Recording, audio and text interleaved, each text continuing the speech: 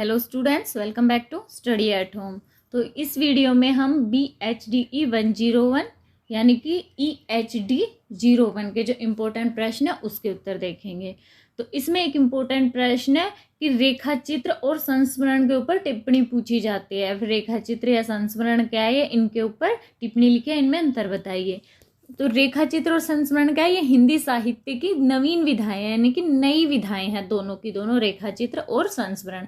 जैसे कि जब किसी व्यक्ति, वस्तु, स्थान, घटना, दृश्य आदि का वर्णन ऐसे किया जाए ना कि पाठक के मन, जैसे हम सोच रहे हैं, उसको पढ़ रहे हैं, तो पढ़ते पढ़ते हमारे मन में बिल्कुल ऐसे कैसे वो पिक्चर घूमने लगे, हूबहू चित्र बन जाए, उसे कहते हैं रेखा चित्र। यानी कि पढ़ते हुए हम अपने दिमाग में उस चीज का चित्र खींचते रहते, तो वो रेखा चित्र हो जाता है। इस प्रकार के वर्णन का तटस्थ होना आवश्यक है, यानी कि जो है वही होगा, है ना, ऐसे नहीं है कि उसमें चेंज होता रहे, तो तटस्थ होना आवश्यक है। तो ये तो आपका रेखा चित्र हो गया। इसके विपरीत जब लेखक अपने या किसी अन्य व्यक्ति के जीवन में बीती किसी घटना या दृश्य का स्मरण करके उसका वर्णन करता है तो उसे संस्मरण कहते हैं। यानी कि किसी भी व्यक्ति की पुरानी घटना को याद करके उसका वर्णन करना संस्मरण हो गया, और किसी भी एक ऐसी घटना का वर्णन करना जिसे पढ़ते हुए पाठक के दिमाग में उसका चित्र बनने लगे, उसे रेखा चित्र कहते हैं। तो ये इनमें अंतर हो गया, रेखा चित्र क्या है और संस्मरण क्या है, ये आपको पता लग गया।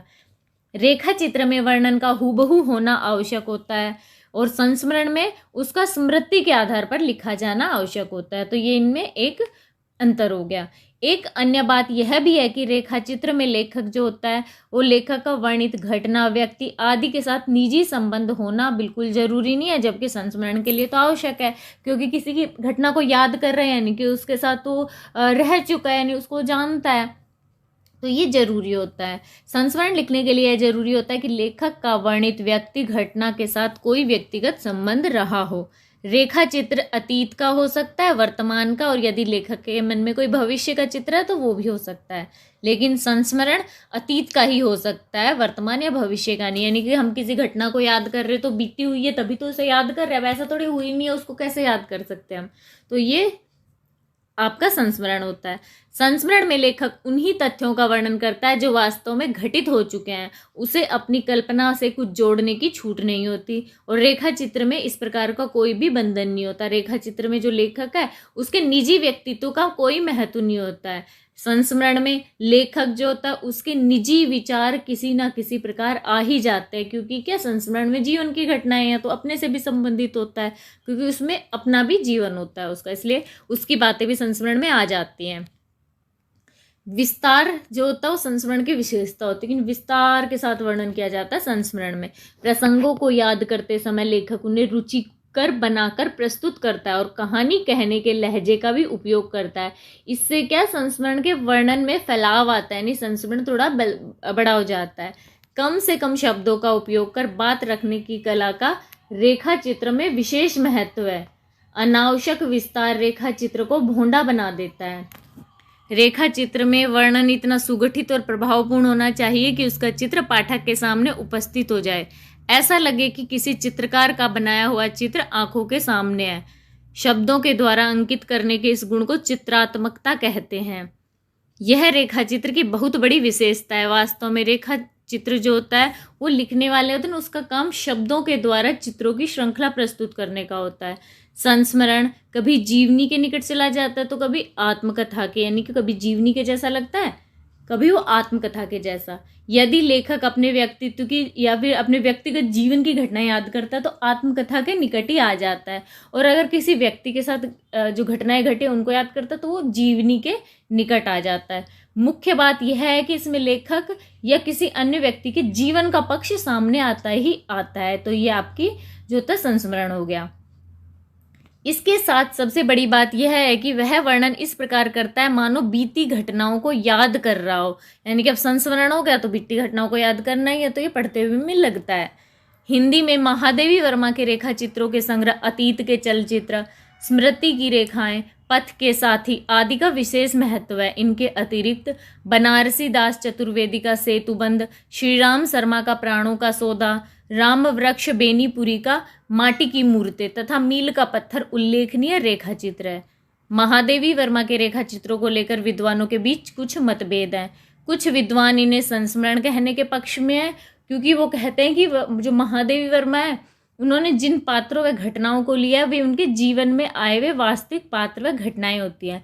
लेकिन जो महादेवी वर्मा है उन्होंने जिस तटस्थता के साथ संक्षिप्त रूप में पात्र व घटनाओं का चित्रात्मक अंकन किया है वह उनकी रचनाओं को रेखा चित्र के समीप लाता है, यानी कि वो उसे लगता है कि वो रेखा चित्र है, लेकिन कई लोग कहते हैं कि वो संस्मरण है।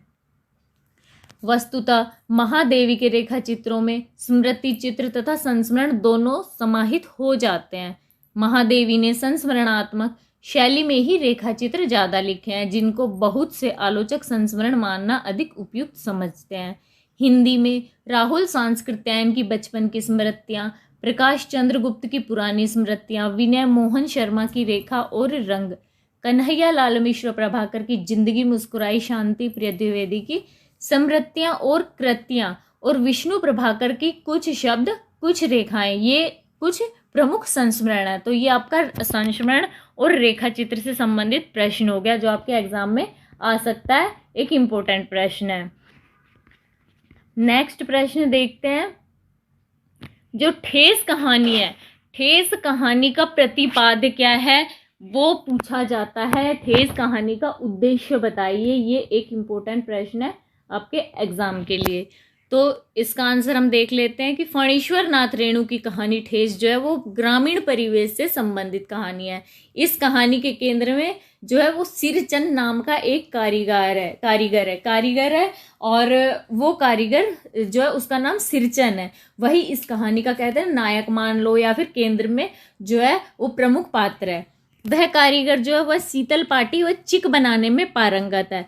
सिरचंद अपने काम का महत्व भी जानता है और इस काम को उत्कृष्ट रूप में कैसे किया जाए उसमें भी वह कुशल है। इसी कारण क्या न कि उसके काम की हर जगह सराहना होती है, बल्कि उसके काम के लिए उसको लोग उसे बुलाते भी हैं, उसकी मांग बनी रहती है। यानी मेन बात है कि आपको ये लिखना है कि वो कारीगर है और वो शीतल पाटी चिक बनाता है और इतना माहिर है काम में कि दूर दूर से लोग उसके काम को जानते हैं, पहचानते हैं और उसको काम के लिए बुलाते भी हैं।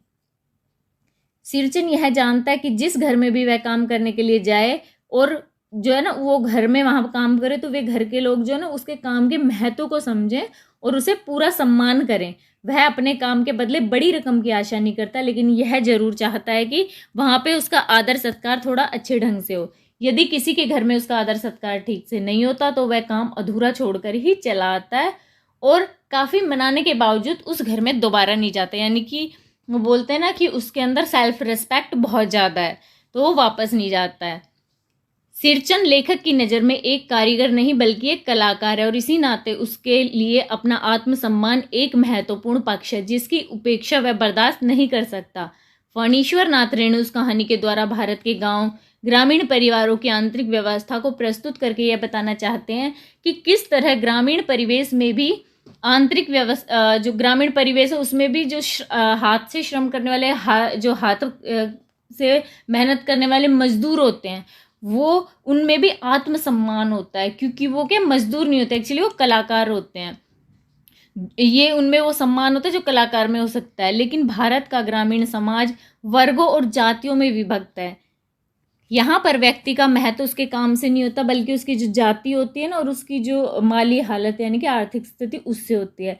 सिरचंद मानते कि भाई वो तो एक अच्छा कलाकार है, लेकिन वो मामूली कारीगर मानते हैं उसे, क्योंकि वो झोपड़ी में रहता है। जिन घरों में से काम के लिए बुलाया जाता है उसकी तुलना में जो वो लोगों की तुलना में उसकी आर्थिक स्थिति और सामाजिक स्थिति दोनों कम होती है। ऐसे समाज में सिरचंद जैसे कारीगर इस भावना को व्यक्त करते हैं कि व्यक्ति को उसके काम से पहचाना जाए, ना कि उसके माली हालत यानी कि उसके पास कितनी समृद्धि है, कितने पैसे हैं, जाति से। यही कारण है कि वह अपने अपमान को बर्दाश्त नहीं करता और कथावाचक के घर के अंदर के जो उसकी चाची अपमानित करती है, यानी कि जो कथा लिख रहे हैं ना उनकी चाची फणीश्वर नाथ रेणु, उनकी चाची जब उसे अपमानित करते तो काम को बीच में छोड़ के ही वहाँ से चला जाता है कि भाई मुझे नहीं करना ऐसे घर में काम जहाँ पे मेरी इज्जत ना हो। सिरचंद यह जानता है कि वह चिक शीतल पाटी बनाने में कुशल है, इसलिए उसकी इतनी मांग है, इसलिए वह सम्मानजनक व्यवहार की मांग करता है। लेकिन इसकी इस भावना को न समझ पाने के कारण लोग जो होते हैं उसे अहंकारी समझते हैं और उसे एक मामूली कारीगर समझने के कारण ही उसे ऐसा खाना दिया जाता है जो नॉर्मली के गरीब नौकर चाकर को दिया जाता है। इसी कारण सिरचन कहता है कि उसे वह सब कुछ खाने को दिया जाए जो सब लोग खाते हैं। लेकिन उसकी इस मांग को वो लोग ऐसे कहते, ताना देते कि घर में पान व गमको व जर्दा खाते हो क्या, जो मतलब अपने घर में भी ये चीज़ खाते हो क्या, तुम ऐसी चीज़ खाते हो जो तुम्हें हम अपने घर में तुम्हें ये देंगे। इसलिए यानी कि सिरचन जो उसकी औकात बता दी जाती है। ऐसे ही अपमान के कारण सिरचन जो तो उसके मन को ठेस लगती है और वह अपना काम बीच में छोड़ के चला जाता है।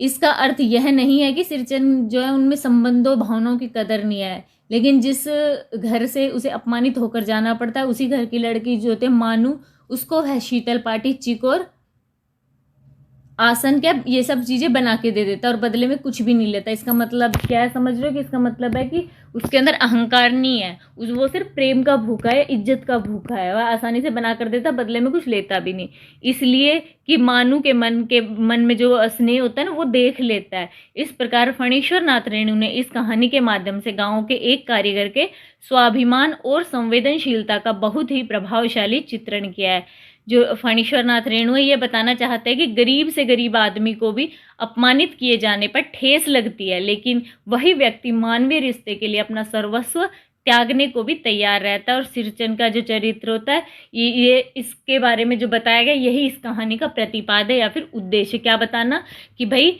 कोई भी व्यक्ति कितना भी गरीब हो, कितना भी कुछ हो, लेकिन उसके मन को भी ठेस लग सकती है। जरूरी नहीं है कि हर कोई पैसे का भूखा हो, इज्जत के भूखे भी लोग होते हैं। तो ये आपका ठेस कहानी का उद्देश्य हो गया। तो यहाँ पे ये 2 इम्पोर्टेंट प्रश्न हो गए।